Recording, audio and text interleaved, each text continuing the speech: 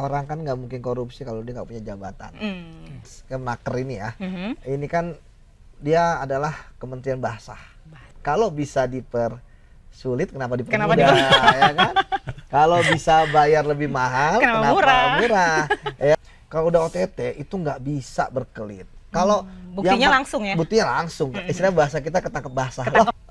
Didukung, kata ini kan orang baik, nggak mungkin korup. Ya, padahal ya itu hanya pencitraan. Hanya pencitraan. Mereka gini kayak nyok, tapi nyok. Baru menjabat sudah berani melakukan pemerasan dan akhirnya tertangkap oleh operasi tangkap tangan KPK. Nah, apakah memang ini sudah direncanakan dari awal, dapat jabatan nih, atau memang kalau tadi Bang Yudi bilang kan enggak, itu karena dia tergoda, apa mungkin gitu Bang?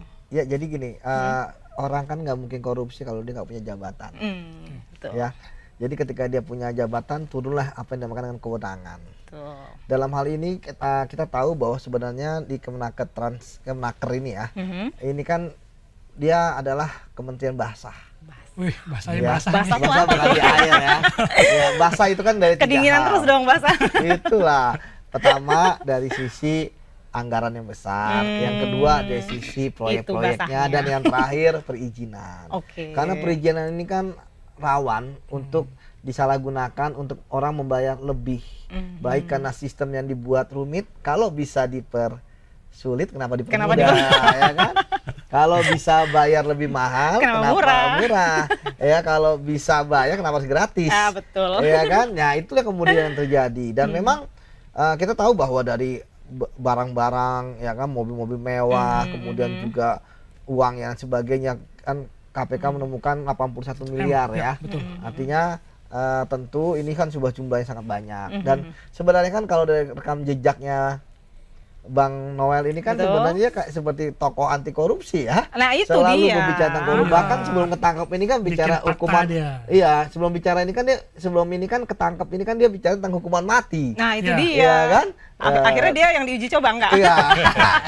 Enggak. Malah minta amnesti. Itu dia nggak tahu malu Bang. Ya bagi saya kan ya terlalu silau kayaknya Bang ya. Isnam Istrain, namanya adalah usaha. Namanya juga usaha. Isnam Istrain, ya kan, namanya juga usaha, ya kan, namanya juga usaha kan, ya kan, siapa juga yang mau dihukum mati kan? Iya, kali aja nggak kena kali gitu ya. Kali aja dapat amnesti, Iya. kayak Hasto gitu kan, atau polisi kayak Tom Lembong gitu. Bisa sepede itu ya? Ya, ada apa? Bisa korupsi aja pede gitu kan? Iya benar. Apalagi minta amnesti. Iya, Bang Noel mungkin saya pikir dia nggak menyangka akan ketangkep ya. Tapi itulah operasi tangkap tangan kan. Operasi tangkap tangan kan itulah yang paling takut ya sama para koruptor gitu. Apalagi makanya kan banyak bersuara untuk menghapus ya. Betul. Untuk menolak OTT dan sebagainya. Karena kalau udah OTT itu nggak bisa berkelit. Kalau buktinya langsung ya. Buktinya langsung. Istilah bahasa kita ketangkep basah. Bahasa lagi kita ngomong. Kayak bahasa semua hari ini. Bahasa semua hari ini. Bang Yudi, kalau ngomong OTT kan ada istilah Palu tuh ngomong kan. OTT adalah kampungan tuh. Iya. Itu metode kuno. Itu gimana Bang Yudi? Ya nggak apa-apa kan, kita semua orang berhak ya, ya berbicara seperti itu. Ya yang penting kan OTT tetap jalan, the show must go on gitu kan. Walaupun ada yang menolak, ya saya juga menolak ini. Kenapa sih kan? Ini kan untuk kebaikan bangsa juga kan. Gini, korupsi itu adalah kejahatan tersembunyi. Ya kita nggak bisa tahu apa yang mereka lakukan di ruang gelap. Nah sampai kemudian berhasil tertangkap. Karena saya sering dulu ya bersama dengan satgas saya menangkap banyak koruptor. Itu mereka kelakuannya di publik yang terlihat itu kan orang baik. Ya, depannya baik banget. Agamais, ya kan. Bahkan ketika kemudian ditangkap, ya mereka selalu didukung. Kata ini kan orang baik, nggak mungkin korup. Padahal ya itu hanya pencitraan. Mereka gini kayak nyok, tapi nyok lebih. Apa tuh nyok? Iya, nyok lebih banyak, ya kan? Jadi dalam korupsinya gede, ya kan, ya dibagi sedikit tapi udah dianggap sebagai pahlawan. Ini kan mereka bukan kayak Robin Hood yang ngambil dari para pejabat korup, ya kan, dibagikan rakyat miskin. Enggak, mereka emang bagiin. Iya kan? Tapi buat anak istrinya Bang. Iya, tapi mereka ngambilnya uang rakyat. Iya, betul. Uang yang buat pembangunan, Betul. uang buat kesehatan, Miris. uang buat pendidikan. Kita belum ke situ ya. Sabar, Allah, tahan dulu. Saking semangatnya pengen ngegas lagi gitu kan. Oke, sekarang kita dengarkan dulu nih Pak Abdul Fikar nih. Ini korupsi di kementerian ini apakah memang selemah itu pengawasan terhadap menteri-menteri kita sehingga berani sekali gitu kan? Gimana menurut Bapak? Ya, kementerian itu satu sistem pemerintahan ya yang secara keseluruhan sebenarnya di dalam satu sistem itu sudah sudah lengkap sebenarnya ya, ada pelaksana, ada pengawasnya gitu ya, ada kalau di pemerintahan itu ada dirjen-dirjennya ya sebagai pelaksana program kementerian, ada juga irjen pengawasnya. Nah, itu yang kemudian dulu kan terkenal dengan waskat itu loh, pengawasan melekat. Mestinya dalam konteks institusi itu irjen sebenarnya dia melekat sebagai yang mengawasi para pelaksana, dalam hal ini dirjen-dirjen gitu.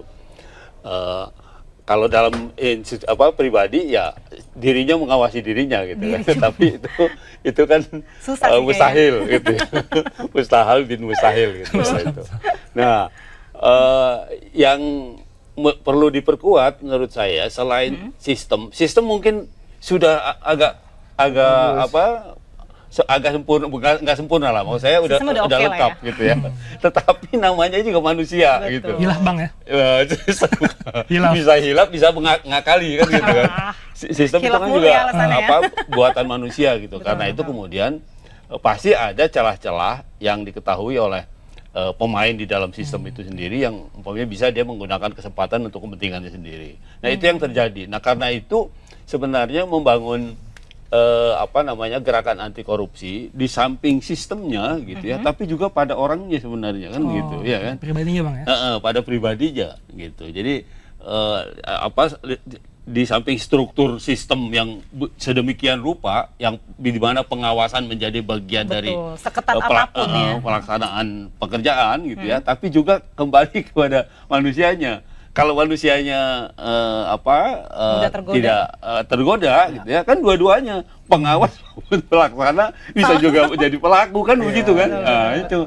Nah, karena itu ya itu tadi ya, karena itu di samping sistem tapi juga bagaimana membangun manusia ini supaya dia menyadari bahwa ini adalah untuk kepentingan banyak orang. Bang, sebelum Presiden Prabowo jadi presiden kan, dia bilang untuk mencegah korupsi adalah dengan menaikkan gaji pejabat. Setuju nggak Bang? Naikkan gaji pejabat supaya tinggi naiknya pejabatnya itu. Sebelum jadi presiden? Prabowo ngomong kan, kita naikkan gaji pejabat tuh.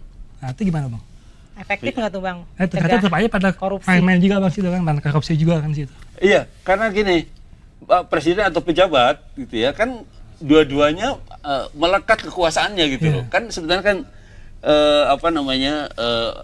kan rumus umumnya kan gini, power ten untuk corrupt. Nah, jadi sebenarnya harusnya sejak awal ada kesadaran bahwa di mana ada kekuasaan atau di siapapun yang diberi kekuasaan pasti itu ada kecenderungannya korup gitu. Walaupun gaji gede. Nggak ngaruh ya Pak? Walaupun gaji besar gajinya. Nah, itu nggak menjamin. Nggak menjamin.